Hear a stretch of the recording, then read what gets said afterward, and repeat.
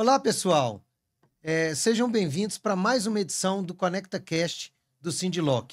Esse projeto super bacana que a gente consegue conversar e bater um papo sempre com algum empresário de destaque no nosso segmento. E hoje a gente vai bater um papo com o Luciano Miranda, que é o atual presidente do Sindiloc, que é diretor regional da ABLA por Minas Gerais, que é diretor da Fenaloc, e o Luciano é o CEO da Intel. Eu sou o Léo, diretor executivo do sindicato, e para a gente começar, eu queria primeiro agradecer o pessoal da Vai, né? A Vai, nossa super parceira, que nos permite a gente poder realizar esse projeto. A Vai, queria mandar um abração para o meu amigo João Marcelo, torcedor do Esporte Clube do Recife, o Felipe, a Zélia, o Gel, que acreditaram desde o início nesse projeto do Sindiloc e nos apoiaram, né? Então, hoje a gente está aqui com o Luciano. Luciano Miranda tem uma história super legal, história que eu particularmente conheço, né, Luciano? Luciano vem do interior, ele vai contar mais. Chegou para mim um super destaque. O Luciano hoje é CEO da Intel, mas começou como entregador de panfleto, panfletando nas ruas, né, Luciano? Então, acho que a gente tem um bate-papo super legal aí. Queria te dar boas-vindas. Prazer te ter aqui. Obrigado, Léo. Obrigado pelo convite. É uma honra sempre estar presente nos projetos do Sindiloc, né? A gente tem muito orgulho do nosso sindicato. E, realmente, eu fico brincando às vezes lá na Intel que a gente tem história para falar horas e horas e horas, né? Então, muito bacana o projeto. Agradecer também a Vai por acreditar nesse projeto e vamos lá. Pois é, história para contar é a melhor coisa do mundo, né, Luciano? Conta para nós, para a gente começar, de onde veio o Luciano? Eu sei que o Luciano veio ali do sul de Minas, o Luciano tem esse sotaque ali até hoje. Conta um pouquinho sua história inicial ali. Eu sou de Três Pontas. Três Pontas é o maior produtor de café do Brasil hoje. Aliás, acho que há uns bons anos. Mudou muito. Eu falo com o pessoal lá hoje que na minha época era bem interior ainda, né? O interior evoluiu demais. Eu saí de Três Pontas para vir para BH para estudar. Isso ali com quantos anos? 17 anos. Foi quando eu formei o segundo grau. Agora tem que fazer vestibular, fazer uma faculdade, né? Então, resolvi vir para BH.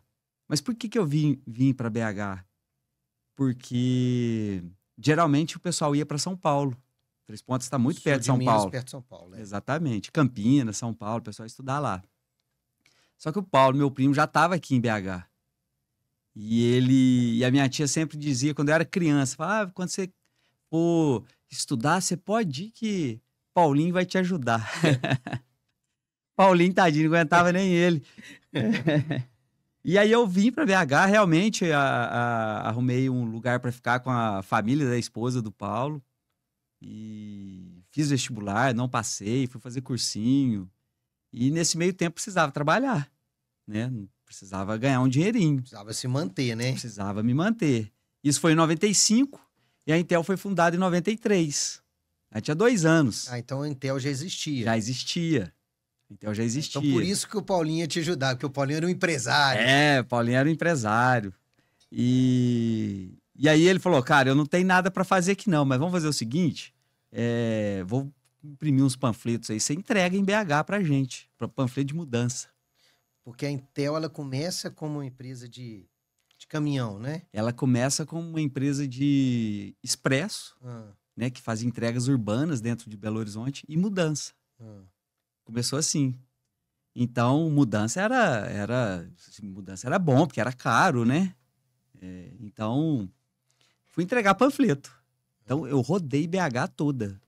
Em 6 meses, eu conhecia Belo Horizonte toda. Porque eu não ficava entregando panfleto em sinal, essas coisas, mas a gente ia direto, entrava nos prédios, sempre dava um jeito de entrar nos prédios. Hoje seria impossível, né?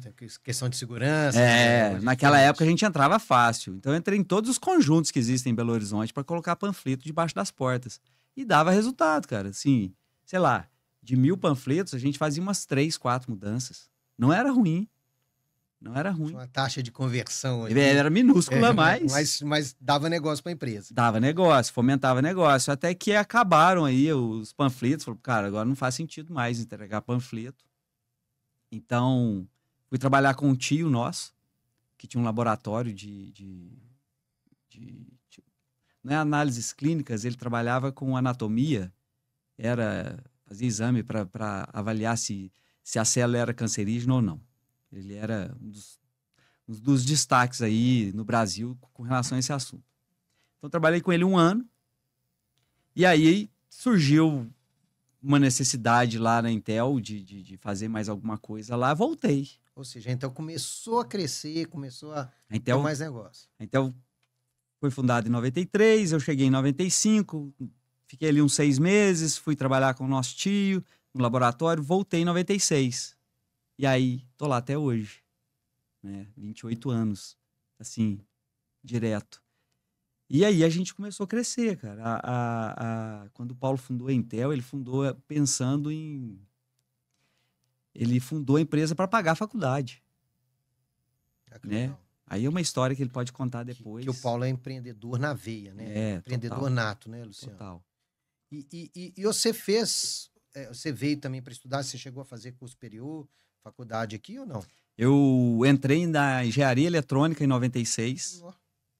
Estudei 2 anos e vi que aquilo não era para mim. Falei, cara, todo lugar errado. Porque aí eu já estava lá na Intel, já ajudava a participar de licitação pública, dirigia, fazia de tudo. Falei, cara, não é bem isso que eu vou fazer com engenharia eletrônica. Se eu fizer engenharia eletrônica, eu vou ter que seguir outro rumo. E também não gostava muito, não. Então, saí da faculdade, estudava na PUC, 98 ali, abandonei o curso. Em 2001 voltei, mas aí eu fui fazer faculdade de Direito. Aí fiz a faculdade de Direito, formei, fiz o OAB, passei na OAB, mas nunca tive a intenção de advogar, porque aí já era 2000, quando eu formei já era 2007, 2008. Então eu falei, cara, não faz sentido nenhum eu deixar o que eu faço hoje para advogar. Então, mas a minha formação me serviu demais como conhecimento, como muita coisa. Eu era um estudioso de licitação pública, poucas pessoas conheciam como eu conhecia quando eu ia participar de concorrência. E a gente começou a crescer lá em 96, quando eu voltei, a gente começou a crescer por conta de licitação pública. A gente começou a participar dos Correios, transporte, e a gente começou a participar de locação com motorista. Sempre a gente ganhava. E o contrato público tinha uma vantagem que poucas pessoas participavam, então a concorrência não era tão grande. Ficava restrito a um grupo de locadoras ali naquele momento, né? Eram poucos especialistas, né? A lei era nova, a lei era de 93. Luciano, isso é muito interessante no segmento de aluguel de carros. É isso. Tem, na história das locadoras, tem algumas coisas que algumas empresas acham um nicho, vão trabalhando e acabam desenvolvendo esse nicho de negócio, né? Exatamente. E a gente ficou muito craque nisso, né? A gente era especialista em participar de licitação, a gente sabia procurar, encontrar, a gente entendia qual era o órgão público que pagava, o que não pagava. Com a experiência a gente foi fugindo de prefeitura, principalmente. Sabia operar, principalmente, o contrato. Sabíamos operar, né? Sabíamos falar a linguagem jurídica que, às vezes, o jurídico do cliente falava. E a gente tinha uma coisa muito, muito destacada em nós, que era nunca conversar com o político. Se você conversar com o político, pode dar errado. Então, a gente ficava só no técnico. A gente fazia questão de não nem aparecer. De cumprir o contrato como ele era concebido. Cumprir o contrato, a gente lá, aqui, eles lá. Então, a gente nunca teve problema com conversa fiada, com pedidos inescrupulosos. Até mesmo porque os nossos contratos eram contratos pequenos, né? Mas a gente sempre mantinha essa distância da figura política ali, do cara que fosse político. A gente ficava ali, geralmente, lidando somente com a área técnica, o demandante do serviço, que aí a gente não tinha problema. E aí a gente foi crescendo com isso. Foi evoluindo, foi se destacando. E aí, nessa altura do campeonato, o Paulo já percebeu que que o curso de Direito que ele fez lá atrás para também seguir uma outra carreira não fazia sentido mais. Então, Paulo também é formado em Direito. Paulo também é formado em Direito. Eu também sou formado em Direito. Também, e nunca pois exerci, exatamente. E aí a gente... Mas o conhecimento é muito válido. Não, muito válido, muito válido. É uma faculdade que vale para a vida, né? Mas voltando lá, né, eu fiz uma abertura sobre a Intel, voltando lá no Luciano. Então eu vim em 1995... 99 conheci minha esposa. 98 conheci minha esposa. A gente tá junto até hoje.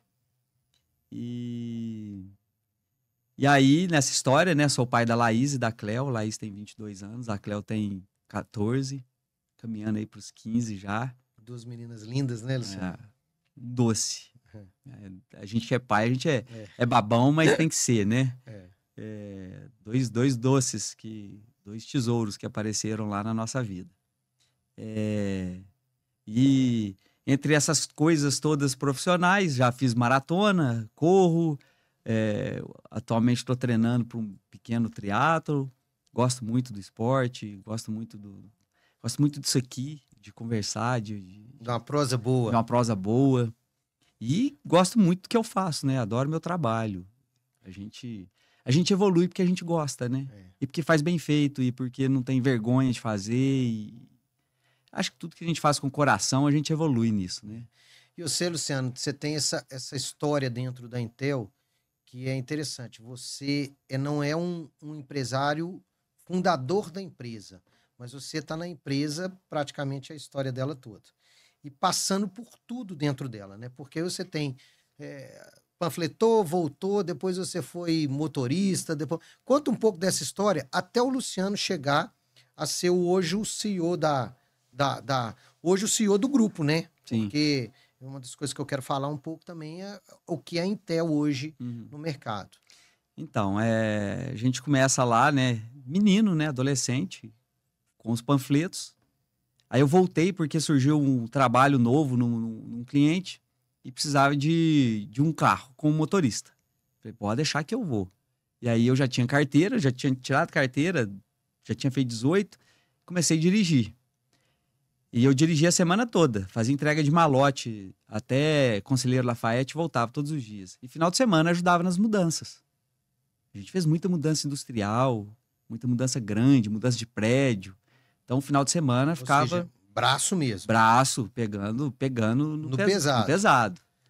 E com a evolução, né, com o crescimento, chegou um momento que precisava de mais gente no escritório. Falou, pô, agora fica aqui no escritório, porque tô precisando. Nada programado, sabe?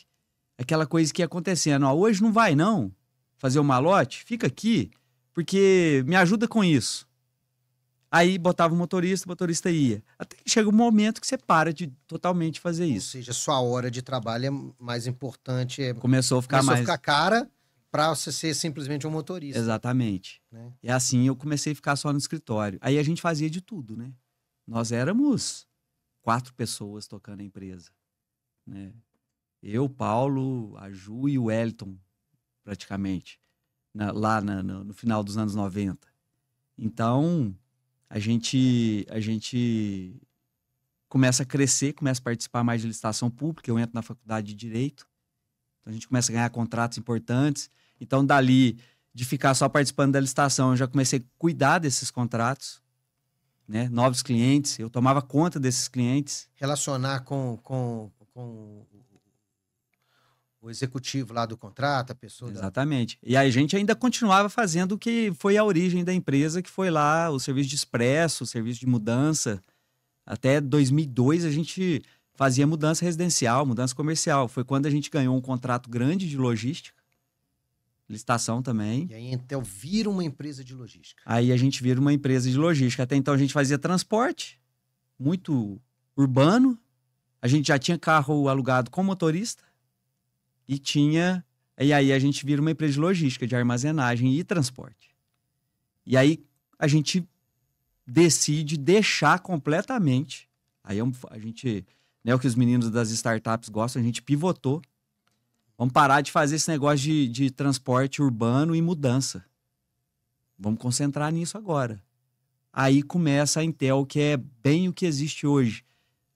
Logística, armazenagem e transporte. Transporte de carga para clientes maiores, aí a gente começa a fazer cargas maiores.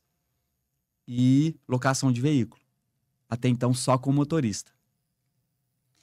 E a gente começa a crescer desde então. A gente ganha outros contratos, começa a ganhar contratos maiores. E a empresa vai ficando mais profissional também, né? A empresa ainda... Tendo estratégia, ou ainda não? Ainda não. Ainda mais no coração ainda era feeling. mais no feeling e na bagunça. Sei. Vamos tocar o pau aqui. Todo mundo trabalhando 24 horas, o pau quebrando. Você saía de uma reunião com o cliente e ia pegar um carro para fazer uma entrega, se precisasse. Naquela época a gente entregava nota fiscal de forma manual, né? Então você tinha que ir nos clientes entregar a nota fiscal. Era um mundo novo, né? Até lembrei que foi 11 de setembro, outro dia aí, essa semana. Falei, caramba, bicho, lembro direitinho desse 11 de setembro, lá em 2001. A internet era muito ruim. Muito. Chegou um cara que trabalhava com a gente e falou, vocês viram o que aconteceu nos Estados Unidos? A gente entrou na internet lá, demorava a carregar e tinha foto do prédio. Então, ali a gente ainda estava bagunçando. Porque geralmente a gente faz sentido, né? A gente nasce, cresce, vai bagunçando, depois se organiza. Se não organizar também não desenvolve. Primeiro depois. É o progresso, depois a ordem. Isso. Depois a gente corrige. Olha que legal. Chegamos lá em 2007, 2008, nós começamos a perceber, tá crescendo e agora tá ficando bagunçado de verdade, né? Vamos ter que organizar esse negócio aqui. E aí a gente... Que ferramenta que tem de organização? ISO 9000. Vamos implantar ISO? Vamos. Deu trabalho demais. Eu falar, um processo dolorido, mas que valeu a pena. Valeu a pena. Aí, em 2009 a gente foi certificado em ISO. Aí a gente fez um organograma. Porque até então todo mundo fazia de tudo. Eu participava de licitação, atendia cliente, atendia motorista. Entregava nota. Levava carro na oficina quando precisava. Também. Fazia de tudo. E a gente entendeu, vamos organizar isso aqui, porque agora a gente tem que definir melhor as responsabilidades. Tá grande pra gente ficar fazendo de tudo. E aí você começa a não fazer bem feito. Esse é o desafio das empresas, né, Luciano? E aí a gente organizou com ISO, criamos processos. Teve gente que foi embora, é uma mudança de cultura, as coisas começam a mudar, as pessoas começam, tá chato, e aí acabam indo embora. Muita gente deixou, a gente já tinha outras pessoas trabalhando com a gente ali em 2008, 2009, e essas pessoas foram embora, algumas. A gestão de pessoas é um desafio enorme, né? É complicado. E aí essa organização que mudou o nosso mindset, e aí a gente evoluiu definitivamente, aí a gente entendeu o nosso negócio, entendeu o que a gente tinha que fazer para o futuro, começamos a planejar melhor o que a gente ia fazer. E aí a gente começou a fazer locação sem motorista, ali em 2010, 2011. Porque é um negócio de capital muito intensivo e a gente não tinha dinheiro. Porque você banca a operação. Para você mover o trem, você tem que bancar a operação, né? Depois vira um ciclo com o seminovo, que a gente já conhece. Mas aí, para tomar essa arrancada, a gente precisava de dinheiro.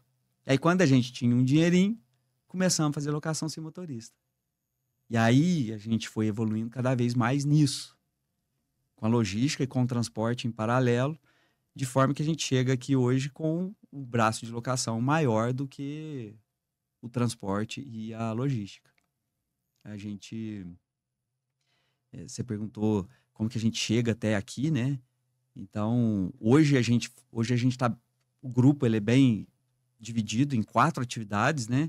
A locação, o transporte, a logística, que é a armazenagem, e a venda de seminovos, que a gente profissionalizou nos últimos 4 anos. Também é uma necessidade incrível das locadoras, importantíssima. Tem que saber vender. Mobilização, Tem que saber vender. A locadora, ela tem que saber comprar, tem que saber operar e tem que saber vender, né, Luciano? Total. Porque é onde a gente consegue melhorar os resultados. Na compra, na venda, lógico, na operação também, mas tem que Tem que saber lidar bem com isso. Hoje a Intel tem quantos funcionários? Hoje a gente tem 550 diretos e mais aí uma dezena de indiretos. Principalmente no transporte, que a gente usa muito motorista agregado. Ô, Luciano, eu queria passar uma apresentação do VAI. O VAI hoje é um parceiro estratégico do SindLock e um parceiro que o SindLock confia muito. Por quê? Porque tem um índice de satisfação muito grande dos nossos associados que usam o serviço do VAI. Eles têm um grande diferencial que eu acho fantástico, porque eles trabalham muito inteligência artificial. Nós vamos falar um pouco aqui de inteligência artificial, ou seja, que é fundamental para a locadora e até para o cliente da locadora o nível de informação. Então, as ferramentas que eles conseguem entregar para os clientes, vindo das informações colhidas no carro, colhidas na utilização do carro, elas são fundamentais para uma definição de estratégia. A gente está falando muito de estratégia. Então, eu queria passar uma apresentação, mais uma vez agradecendo o apoio que a gente tem para a gente poder realizar esse projeto, não só esse projeto do Conecta Cash, mas outros projetos que o VAI também é nosso parceiro. Sempre soubemos que poderíamos ir além, que o futuro é um lugar onde a informação cabe no seu bolso, ou na internet inteira, onde você pode ter um bando de dados ou um banco de dados. Mas ele não é como antigamente. E foi pensando nisso que a Wings criou o VAI, a evolução do que você entende por telemetria, pensado especificamente para transformar o mercado de locadoras. A Wings é referência em tecnologia automotiva no Brasil, com mais de 10 anos no mercado. No total, já facilita a transformação tecnológica para mais de 1.500 empresas e também para grandes nomes da indústria. E o VAI é seu próximo passo na gestão da sua locadora. Nós até sabemos que um carro processa em média 25 GB de informações por hora, mas elas precisam ser direcionadas para trazer mais. Por isso, através de um sistema inovador, conectamos você a dados verdadeiramente relevantes, como a quilometragem em tempo real, hábitos de condução e alertas de falhas. Com o VAI, você está sempre no controle para definir quando a sua frota estará em funcionamento, ou até mesmo para realizar instalações e entrega de veículos em poucas horas. Em um lugar onde tudo depende de como você vai. Se vai com os dados, se vai com segurança, se vai com eficiência ou se vai com economia. A gente vai com você. Ô, Luciano, todo profissional, você está falando 28 anos ali dentro da Intel, todo profissional tem alguns momentos chaves na carreira. Quais momentos você acha que são assim, decisivos na sua carreira, que são de mudanças, que são... Onde que o Luciano, esse profissional que está aqui hoje, ele passou, quais foram as dores principais? Como que você chegou hoje sendo o Luciano atual? Léo, essa pergunta sua é excelente. Eu vou começar quando eu tinha 14 anos de idade. Eu já dirigia. E meu avô tinha uma fazenda pequena, um sítio. Produzia café. E eu tava morando com ele nessa época. Falei, você quer ir pra roça comigo, me ajudar? Falei, quero. Tinha que trabalhar, tinha que ganhar um dinheiro. Eu já dirigia, então eu dirigia a caminhonete dele. Era uma C10 a gasolina. E a gente levava gente para trabalhar, para apanhar café. Aí hoje eu fico pensando, né? Os tempos eram outros, né? Que cabeça do meu avô, né? Deixar um menino de 14 anos com 15 pessoas. Responsabilidade, total. Mas ele confiava, né? Então, aí quando eu comecei, foi exatamente quando a gente começou uma safra de café, ele falou, vamos para uma rua de café e vamos colher esse café. Ali eu já falei, cara, isso eu não vou fazer. Isso não serve para mim. Não é possível. Na hora que a gente terminou essa rua, eu falei, o que tem mais para fazer que não é isso? Falou, agora a gente já tem café o bastante para o terreiro. Então eu fui trabalhar no terreiro. Falei, aí agora já mudou, já virou minha praia. Então, mas eu sempre era muito inconformado, sabe? A estrutura era muito ruim. A gente puxava café em carroça e não cabia nada. Então você tinha que voltar 10 vezes buscando café. Ou seja, você não era um cara do trabalho só braçal, você queria ter alguma coisa... Eu queria mudar aquilo, falar, caramba... melhorar a estrutura que tinha. De tanto que chegou um dia que eu peguei a caminhonete, tinha que pegar café do terreiro, que já estava seco. Você conhece um pouquinho de produção de café, você seca no terreiro e leva para limpar, numa máquina específica, para limpar o café, onde ele fica você beneficia aquele café e manda para a cooperativa. Dali para frente vai para torrefação, moer já não era com a gente. E a gente pegava esse café seco para levar para a tulha do lado onde tinha a máquina. Na carrocinha. Falei, cara, isso não tá dando certo. Aí eu olhei e vi a caminhonete. Falei, opa. Peguei a caminhonete, subi, parei no terreiro e enchi de café. Eu dei uma viagem só. Antes eu tinha que dar umas 12. E aí eu lembro direitinho que tinha um funcionário do meu avô, antigo. Ele ficou olhando aquilo e falou, de onde você tirou essa ideia? Por que nós não pensamos nisso antes? Por que nós não pensamos nisso antes? Ele chamava Donizete. Falei, ô Zete, cara, não tava aguentando mais. Vai, volta. Ou seja, a dificuldade também fez que você inovasse. Ali já me deu um flash. Falei, cara, não nasci para essa vida. Ali eu já decidi que eu queria estudar e queria ter uma profissão e queria ser uma pessoa em outro formato. Eu não queria aquilo. E você, Luciano, perdeu a mãe muito cedo. Então você teve que ser responsável por você muito cedo também, né? Bastante. Minha mãe faleceu, eu tinha 8 anos. E meu pai, aquele pai de interior, né? Meio secão. Então estão ali. Eu não lembro de ninguém me chamando a atenção. Não faz isso, não faz aquilo. Cuidado com isso, cuidado com aquilo. Ainda bem que tinha uma boa índole, então a gente nunca fazia nada de errado, né? Coisa de menino, mas nada de bagunça, de errado. Então ali já foi uma mudança de chave, Léo. Aí vem pra Intel, né? Eu sempre muito incomodado com as coisas, sempre muito mexido. Quando a gente percebeu que estava bagunçado demais, foi uma provocação que eu fiz. Eu já tinha tentado implantar a ISO lá na Intel em 2004, 2005. Ninguém te apoiou até o dia que precisou. Aí quando a gente chegou em 2008, Paulo falou, você tem razão, vamos. Então eu fui o responsável por dar início àquilo e com a ajuda de todo mundo. Então eu tocava, eu que falava com o consultor, eu que provocava as pessoas. A gente tinha a Ju na época já tinha, o Wellington já estava mais na operação da caixa, mas a gente que provocava. Isso foi uma virada de chave. Quando a gente chega em 2011 ali, que a gente vai organizar o organograma e a gente decide, a Intel tem um presidente e tem uma diretoria. Aqui também foi uma virada de chave. Falei, então... Aí eu fiquei com a diretoria de comercial e operações. Falei, então agora eu tenho que agir como um diretor de verdade. Tenho que aprender a ser esse cara. Não adianta ter a nomenclatura do cargo e ser um mero gerente. Então tentava mudar o mindset, buscando conhecimento, estudando, fazendo curso, fazendo treinamento. Isso que eu ia perguntar. Conversando com pessoas que já eram da área.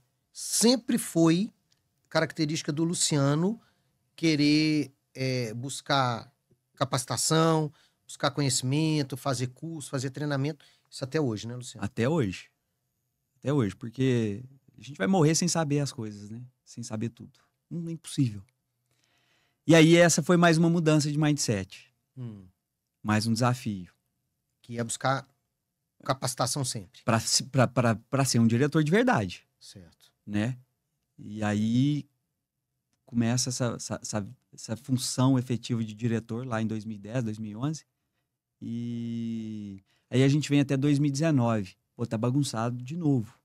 Que cresceu mais. Cresceu muito. Precisou de reorganização. A gente dobrava de faturamento até 2017. E era exponencial.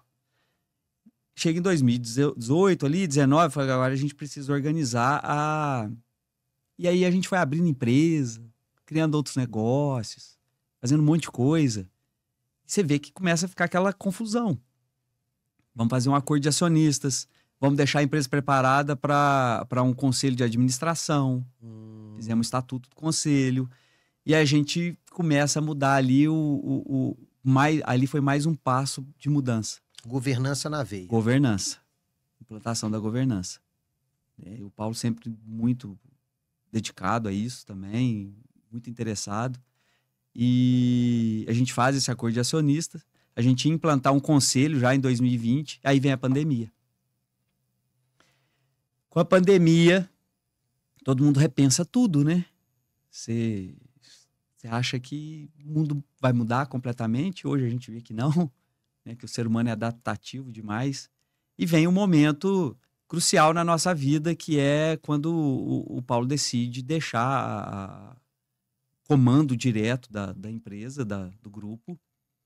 E, assim, eu nunca fui candidato, a gente nunca trocava ideia sobre isso. Era eu, Toninho e Juliana como diretores nessa época.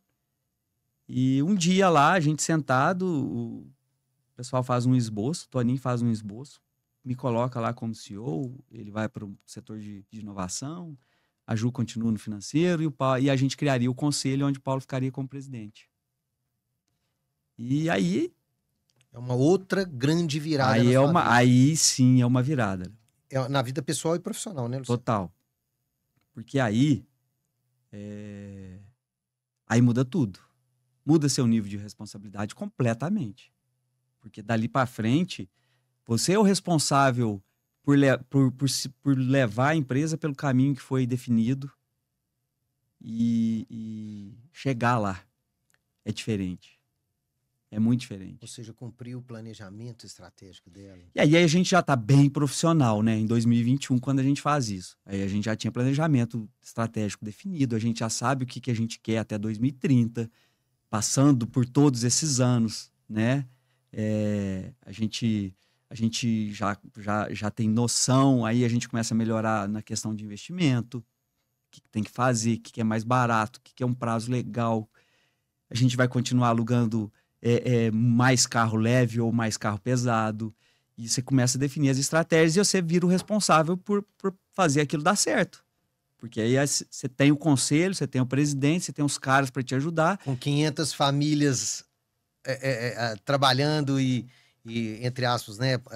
Você tem que... Responsável por 500 famílias, não são 500 pessoas. Não, 500 famílias, exatamente. Aí muda, aí sim... eu acredito que foi a maior virada de chave na minha cabeça. A gente gosto muito de voltar nessa história lá dos 14 anos de idade, porque eu acho que aquilo começou a me moldar. Com aquela inquietude, com aquela sensação de, pô, isso aqui tá muito ruim, isso aqui, a gente precisaria melhorar demais aqui. E eu não sabia o que era, né? Mas hoje eu sei. Para melhorar, o que eu preciso. E você continua querendo melhorar, né, Luciano? O tempo todo. Nós temos objetivos grandes, objetivos audaciosos, então o desafio é grande. E aí eu vou te fazer uma pergunta que eu acho que eu acompanho, que a Intel ela trabalhou muito a cultura interna e a Intel também se preocupa muito ali com o ESG, né? Fala um pouquinho disso para nós, assim, porque acho que a mudança de cultura da Intel é um trabalho que você liderou isso... Lidera até, né? Isso. Muito, muito, muito à frente. Como é que é isso aí? Também, outra excelente pergunta. Porque o que acontece? Você tem lá uma pessoa que tocou a empresa por quase 30 anos. A empresa é a cara daquela pessoa, que era o Paulo. De repente, o Paulo dá uma afastada dali do dia a dia. Do dia a dia. Vai o Luciano e assume. O Luciano já está lá há muito tempo, mas assume. Tem uma mudança. Não tem jeito. Cada pessoa é de um jeito. O Paulo é expansivo, extremamente para frente. Eu já sou mais estratégico, eu já penso mais antes de fazer. O famoso pé no chão. E aí tem uma mudança muito grande e a gente percebe, e eu percebo que, para eu ter uma gestão aqui eficiente, nós vamos ter que trabalhar essa cultura. Não podemos perder o legado que a gente tem dos últimos 20 e tantos anos. Eu não posso mudar isso radicalmente, mas também a gente precisa recuperar essa essência, né? E aí foi onde a gente começou um projeto de cultura muito bacana. A gente tem um consultor que eu gosto muito, que é o Lui. Então a gente ainda está nesse processo, tem 2 anos que a gente está nesse processo.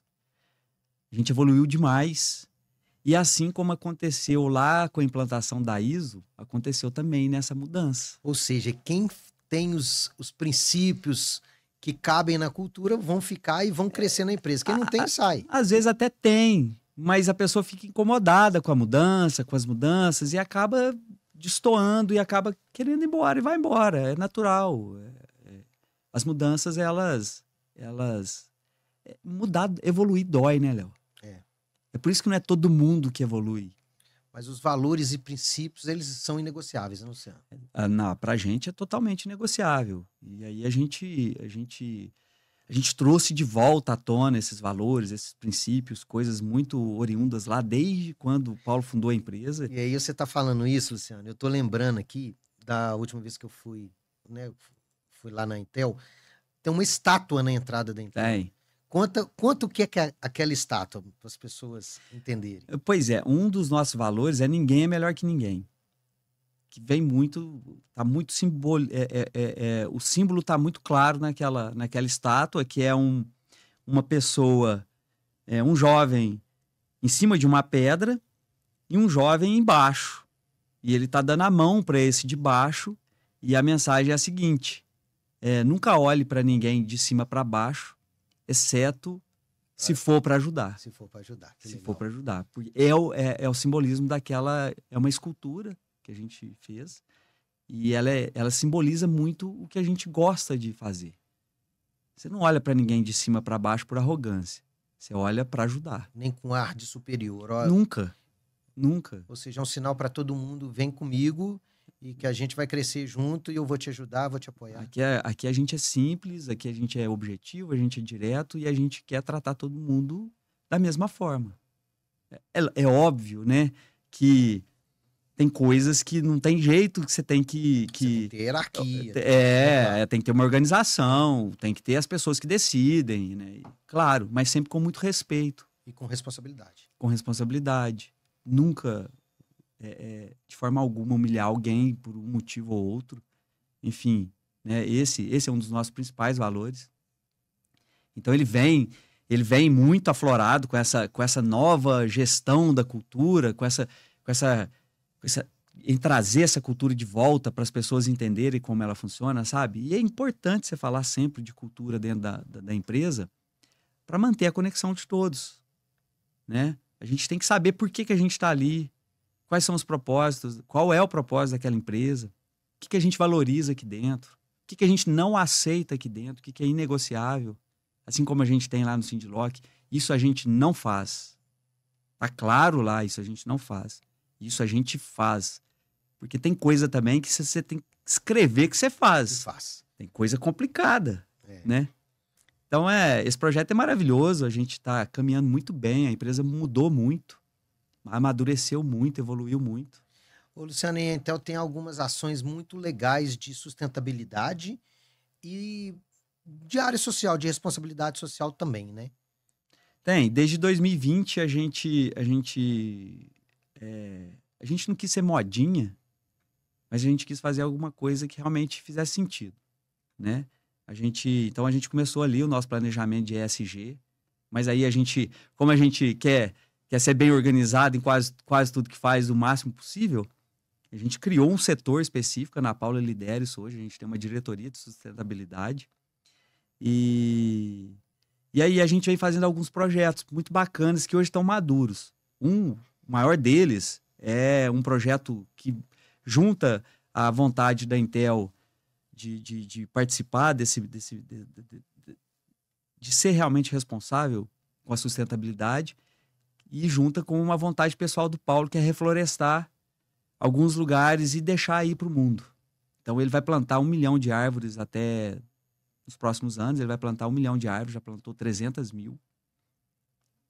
Então, isso faz parte do escopo ali de meio ambiente. A gente tem alguns projetos, mas o principal dele é o banho solidário. A gente tem nós criamos um banheiro público que está numa carretinha, então a gente leva em alguns lugares e é uma oportunidade que as pessoas que moram na rua, é uma oportunidade que eles têm de tomar um banho quente. A gente colocou um aquecedor. Então, nesse dia, o pessoal que participa, o Rodrigo participa muito, o Júlio, que é o nosso motorista, que é o cara, assim, que praticamente trouxe essa ideia pra gente. Então, já foram centenas de pessoas beneficiadas. Então, naquele dia, várias pessoas se unem. Tem gente que leva comida, tem gente que vai lá para cortar cabelo. Então, você mobiliza as pessoas voluntariamente e naturalmente também. Exatamente. Então, esse é um projeto que a gente tem muito orgulho dele. Ele flui naturalmente, sabe? Não é aquela coisa, tem que fazer isso, tem que fazer aquilo. Não, ele flui. As pessoas participam. Né? Tem lá na Intel umas pessoas que se dedicam demais. O Rodrigo, a Mica, o Júlio, que eu já falei. Que legal. É muito legal. E a governança, né? Que a gente leva muito a sério. Nós temos um código de ética, um código de conduta, um canal de denúncias. Tá bem claro, tá bem estabelecido. O ano passado a gente publicou o nosso primeiro relatório de sustentabilidade, que é uma coisa que, para as empresas de capital aberto, o ano que vem tem um padrão exigido e tem que apresentar. O nosso de 2023 já está pronto, a gente vai publicar provavelmente semana que vem. Enfim, são coisas que vão agregando ali na qualidade do negócio, né? Você pensa, mas isso te tem relação direta com faturamento? Não, mas o seu cliente começa a te cobrar e quando ele te cobrar, você já tem aquilo. Aconteceu outro dia, um cliente, uma multinacional, a gente ganhou um contrato com eles, um dos maiores fornecedores de manutenção de equipamentos na área do petróleo e gás. E aí, esse cara, a gente nem entregou os caminhões ainda, eu preciso fazer uma auditoria na sua empresa. Faz parte aqui do nosso compliance, da nossa governança, etc, etc. Ok. Passamos na auditoria, tudo bem. Por quê? Porque a gente já está preparado para isso. Né? Você começa a chegar num nível que você começa a atender um cliente desse porte, sem estresse. Então, vai contribuindo para isso. Ô, Luciano, e às vezes, assim, até a pequena empresa pode ser organizada nesse ponto para conseguir crescer, para conseguir captar novos clientes, né? Total, Léo. Você fala uma coisa que é extremamente importante, que não é uma crítica, mas é uma observação. Que o pequeno empresário, às vezes, ele está tão inserido ali na operação do negócio dele que, às vezes, ele não tem tempo de olhar para o lado. E a gente fala isso no workshop, né? Cara, se ele perdeu 2 manhãs no ano dele aqui nesse workshop, cara, conversa com tanta gente, assiste uma palestra tão bacana.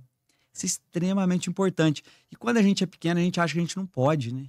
Acho que a gente não pode. Acho que a gente não pode. Acho que é caro. Acho que é caro. Acha que é difícil. Isso não é para mim. Maior engano. Maior engano. A gente também pensava assim. Só que você começa a chegar num nível que você começa a perceber, eu podia ter feito isso há 10 anos atrás, que não ia mudar nada na minha vida ali. Né? Então, você tem razão.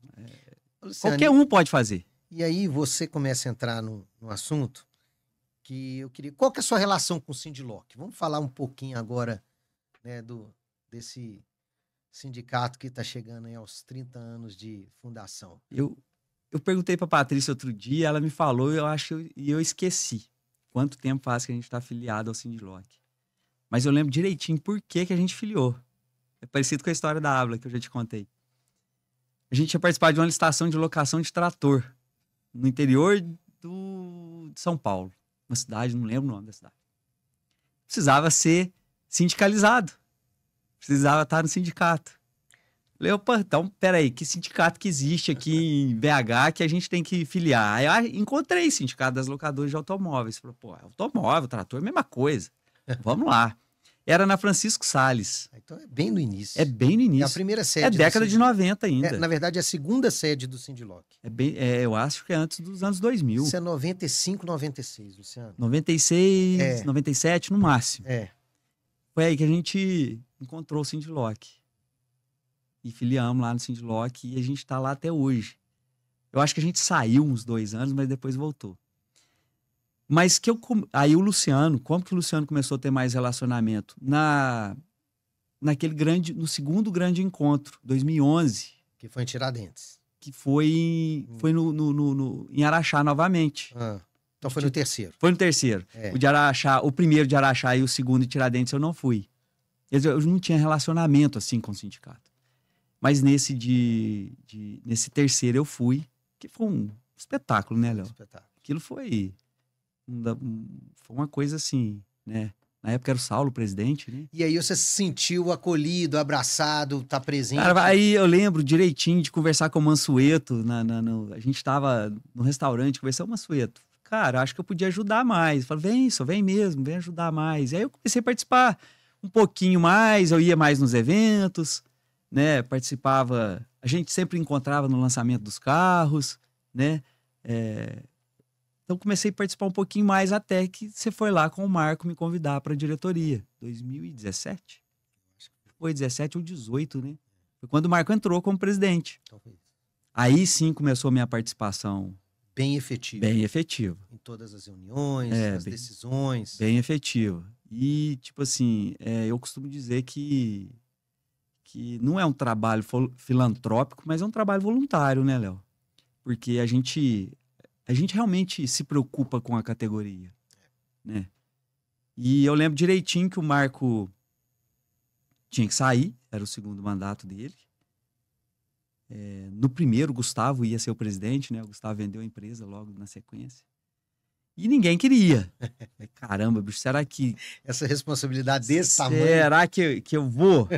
Mas eu tinha uma tranquilidade muito grande, que é a sua presença lá e o próprio Marco, né, que ficou como vice. Mas de um sindicato que já tinha a governança toda definida. Totalmente. As estratégias muito claras, né, Luciano? Exatamente. Isso traz uma segurança muito grande, uma tranquilidade muito grande, né? Então aí eu chego nessa me ofereço, né? Falei, gente, se quiser, tô aqui. O Marco ele nem pensou, na hora já respondeu no WhatsApp, falou, não, beleza, tá combinado então. Eu falei, epa, será que eu dei um tiro no pé? Mas tô lá. Foi um tiro no pé ou não? Não, de jeito nenhum. Foi excelente. Então é engraçado, né? Começa aquela relação de necessidade lá em 20 e tantos anos atrás, 26 anos atrás. E hoje estou aqui, né? Participando do podcast por causa da empresa, por causa da participação no sindicato. E sendo um presidente do ano comemorativo, do ano histórico de 30 anos, né, Luciano? Da entidade. Nós não pensamos nisso lá atrás, né? Ninguém parou para pensar nisso. Mas eu gosto de dizer que quis Deus que fosse assim, né? Porque eu acho que é um privilégio muito grande, né? Eu sei que foi presidente por 2 mandatos, o Saulo, que foram os presidentes que eu tive mais contato. Conheci o Raimundo, mas muito pouco. Raimundão, saudade. O Raimundão. Tive pouco relacionamento com ele, assim, no dia a dia. E eu ouço as histórias e penso, pô, podia ter tido mais oportunidade. O cara é fantástico. Uma pena. Mas vocês mudaram completamente a cara do sindicato, né? Se a gente for pensar nos últimos 15 anos, né? Nos últimos 15 anos. Acho que todos ali tiveram, cada um, sua contribuição. Né? Eu nunca tive essa pretensão, um dia vou ser presidente do Sindiloc. Não pensava nisso, né?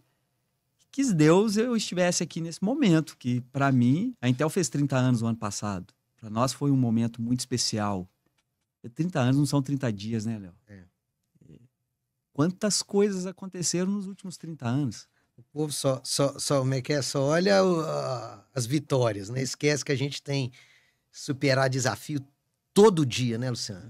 Nossa, eu fico pensando, cara, 30 anos não é brincadeira. E chegar 30 anos com o corpinho que o sindicato tem, né? Novinho, bonito, organizado, completamente estruturado para seguir mais 30 anos. Pensando no futuro, que no seu mandato a gente começa com 2 projetos sensacionais. Fala um pouco desses 2 projetos. Você está falando do Sindiloc Jovem e Sindiloc Delas, né? Exatamente. Que eu acho que, assim... acho que até você se surpreendeu com o engajamento do Sindiloc Jovem, né? Eu acho espetacular. Eu acho que uma das nossas obrigações um dos nossos legados é deixar sucessor. Se você não deixar um sucessor, quem vai tocar isso?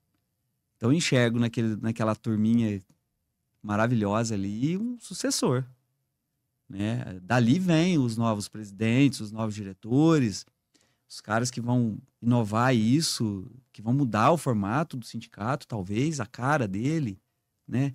Que tem gente que tem preconceito com essa palavra sindicato, né? Mas nós somos uma associação muito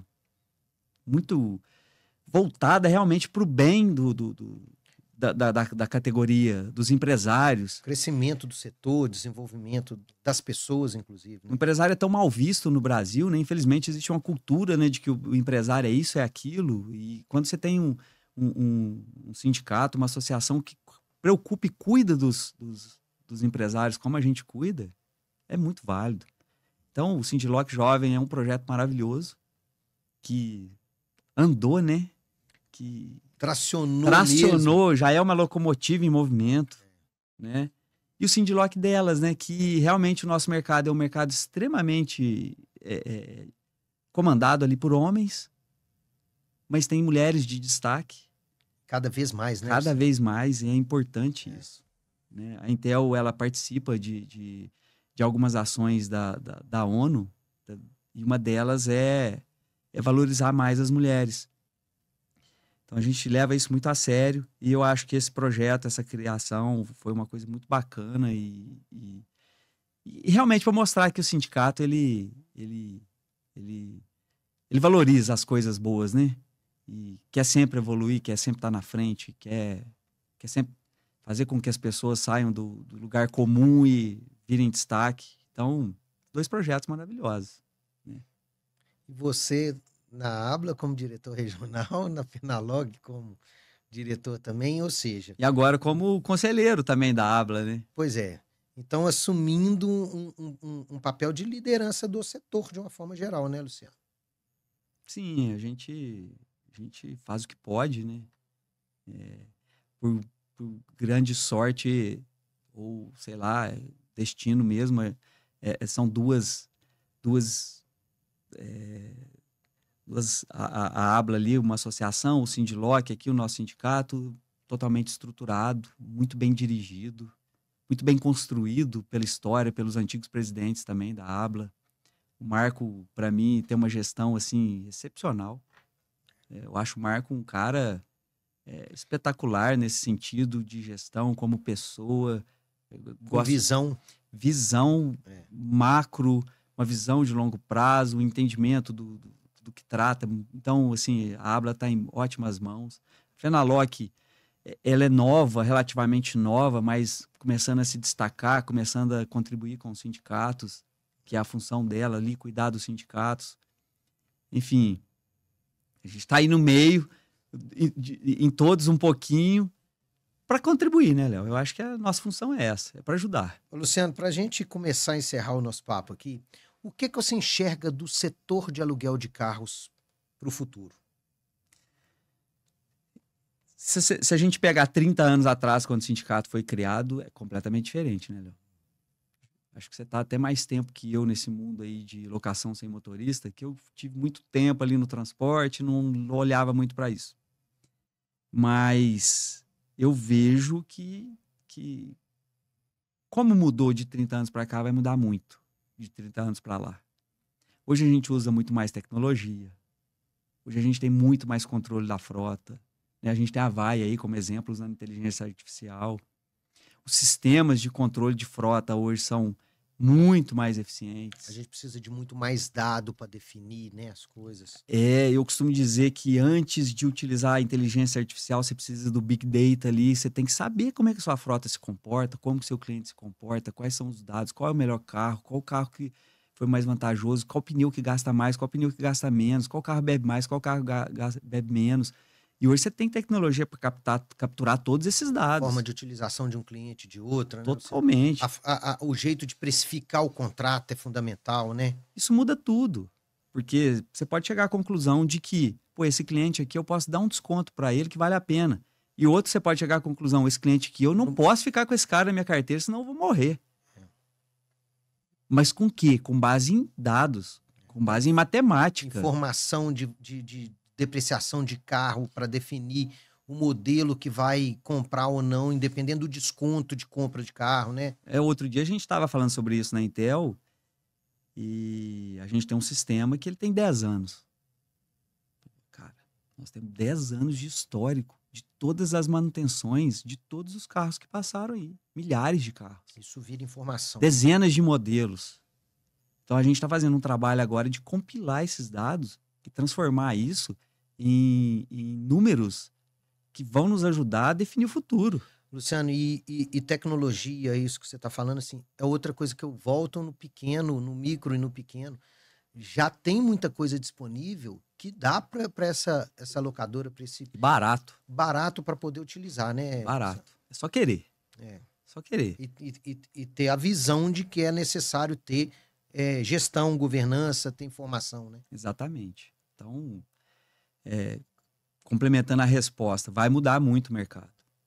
Vai mudar muito, os concorrentes vão mudar muito. A gente viu como que houve aí união de várias locadoras, né? Players gigantes. Então, mas o Marco fala uma coisa muito interessante, tem espaço para todo mundo. O mercado vai crescer muito, né? Tem. A gente tem quantas locadoras rent-a-car a gente tem em capitais que não estão em outras, que estão só naquelas capitais? Muitas.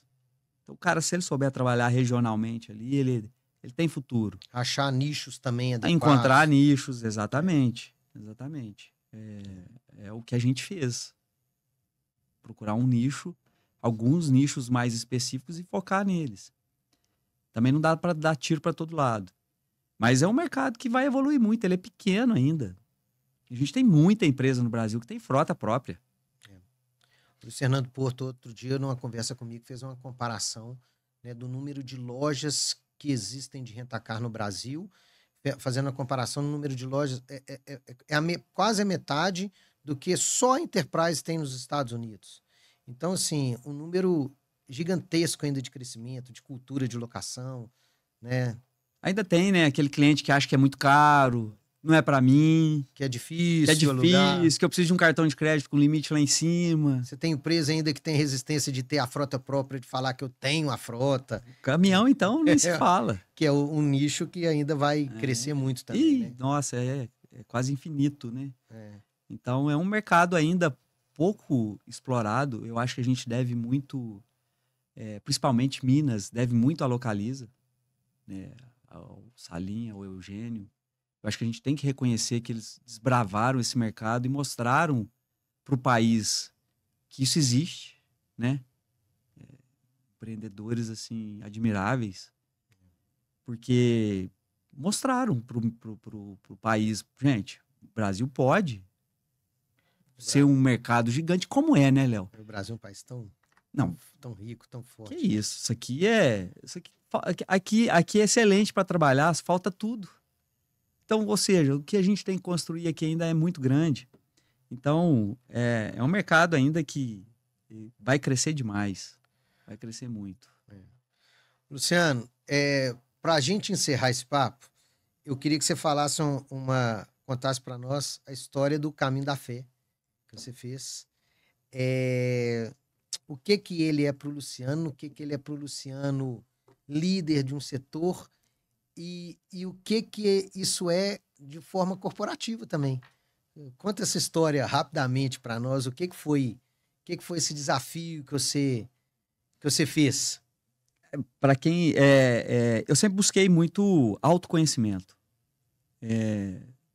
Você fazer um MBA de gestão empresarial é completamente de se enfiar no meio do mato um final de semana e tentar entender você mesmo. Um complementa o outro. Então a gente, não sou só eu, várias pessoas à minha volta buscam esses conhecimentos assim o tempo todo. E numa dessas vontades de buscar mais autoconhecimento, eu fui fazer o Caminho da Fé. Para quem não conhece, ele foi criado por um senhor de Águas da Prata, em São Paulo. Ele foi em Santiago de Compostela, que aí todo mundo conhece. Ele falou, cara, vou trazer isso para o Brasil. Nós temos a Aparecida, que é um dos maiores santuários do planeta, referente a Nossa Senhora, vou trazer. E ele criou, junto com vários outros participantes, o Caminho da Fé, que sai de Águas da Prata, passa pelo interior de Minas, sai de São Paulo, entra no interior de Minas, Serra da Mantiqueira, e depois desce, sobe a Mantiqueira, depois desce a Mantiqueira e chega em Aparecida. Em lugares maravilhosos. Maravilhoso, é mágico, é espetacular. E aí eu chamei minha esposa pra gente fazer a pé o ano passado. Tem um ano exatamente. Nós chegamos lá dia 12 ou 13 de setembro. E a gente fez a pé. E aí, assim como acontece, né, no sindicato, pô, não podemos ir sozinho. Eu pensei, cara, eu não posso, eu vivi uma vida lá, Léo. É um negócio muito louco. Eu não sou religioso, não sou católico de ficar indo na igreja, mas eu acredito muito em forças maiores, em Deus. Sim. Acredito muito. E fazer aquele caminho a pé, 300 quilômetros, foi muito difícil. Eu estava sedentário naquela época. E foi muito complicado. Muita descida, muita subida, negócio complexo. Então eu vivi uma vida ali, me fez refletir demais, porque a gente transita em vários mundos, né? Se precisar tomar cerveja com a turma da operação, a gente toma, a gente faz isso, é natural pra gente. Se precisar ir em São Paulo, sentar com o presidente de banco e almoçar com o cara num lugar chique, a gente vai também. Então ali no Caminho da Fé é todo mundo igual. São caminhantes, são peregrinos. Então tem gente de todo jeito. Ninguém quer saber quem que você é, o que você faz, que vida que você tem. Falei, cara, eu preciso voltar aqui, mas eu preciso trazer a minha equipe comigo. E aí eu fiquei pensando, o que eu faço, né? A pé não vai dar. Eu vou tirar 10 líderes da empresa, 12 líderes da empresa, ficar 13 dias na estrada, vai fechar as portas da empresa, não tem jeito.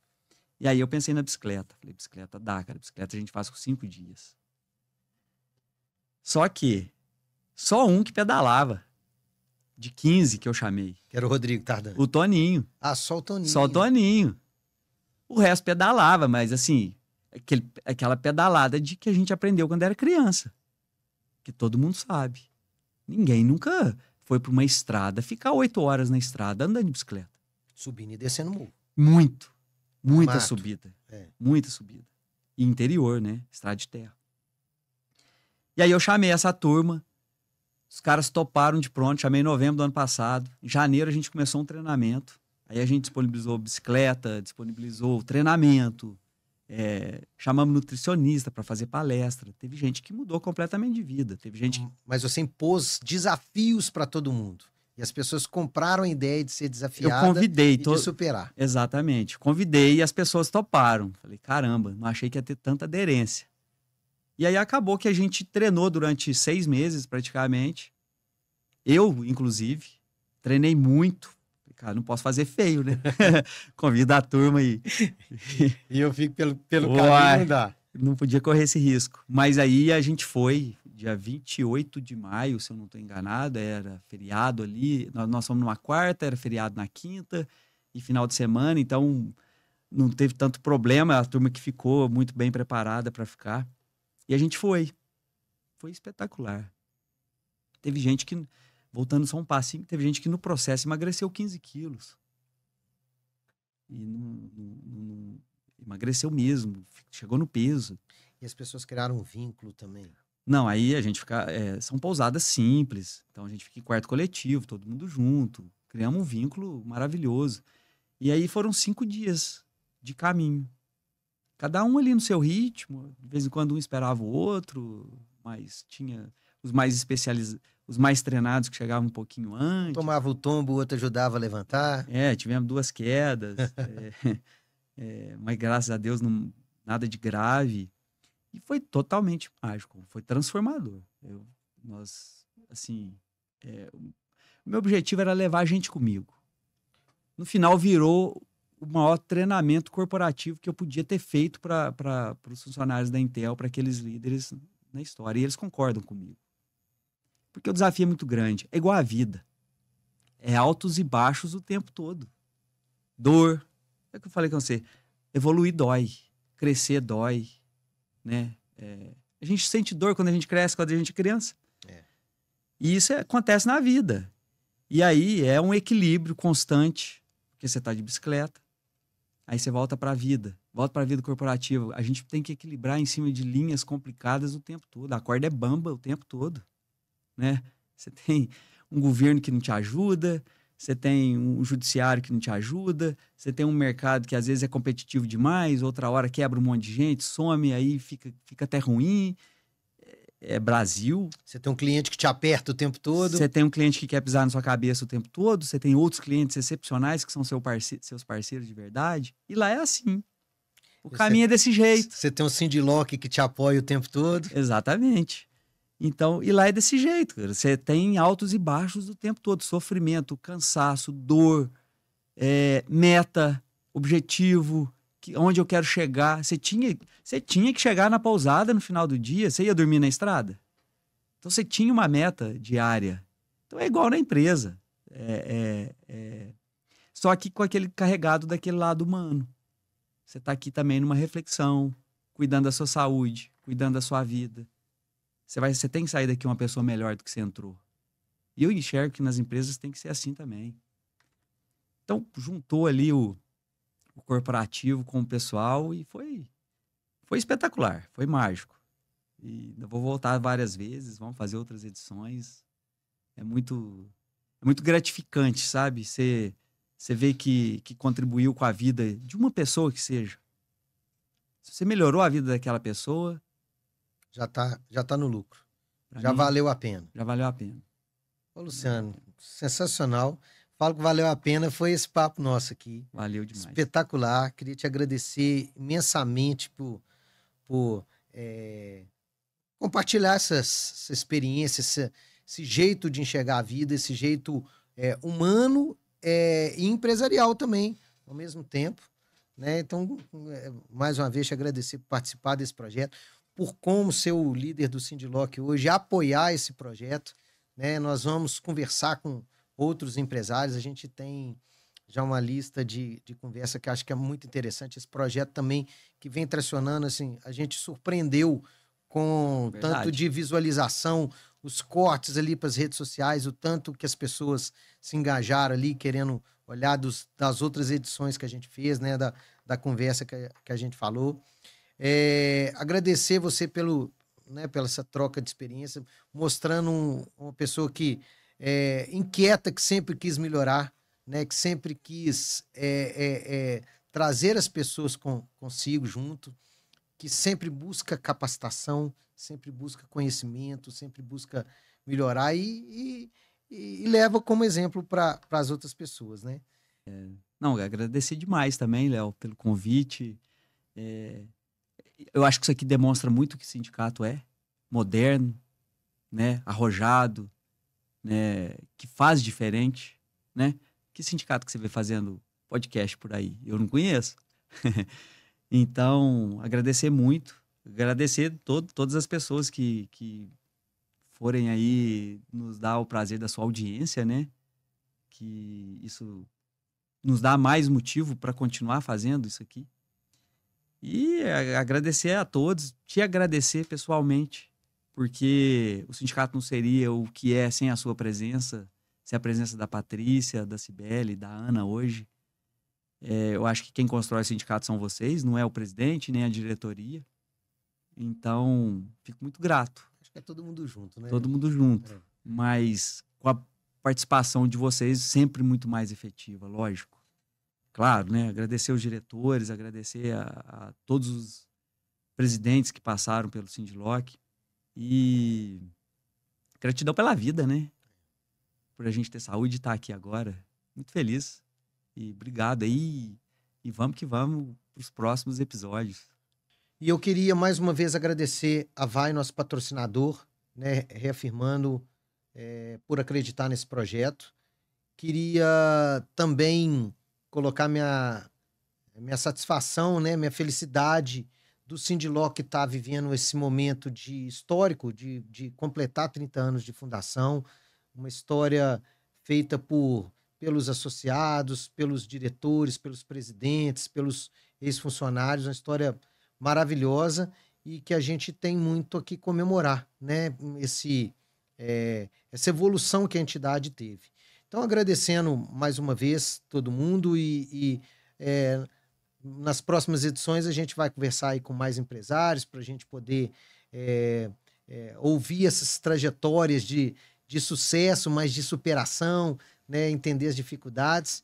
Pessoal, esse bate-papo, esse ConectaCast, ele vai para o Spotify, para o Deezer, para a Web TV do SindLock, e convido todo mundo para seguir, né, nossa entidade nas redes sociais, no Instagram, no LinkedIn, no próprio Facebook, e contando aqui que a gente, nas próximas edições, a gente vai conversar com outros empresários. Acho muito legal a gente escutar um pouquinho a trajetória das pessoas para poder se inspirar, né? A gente mostrar que todo mundo tem seus objetivos, tem seus desafios, tem seus momentos de dificuldade e os momentos de superação, né? Então, até a próxima. Muito obrigado.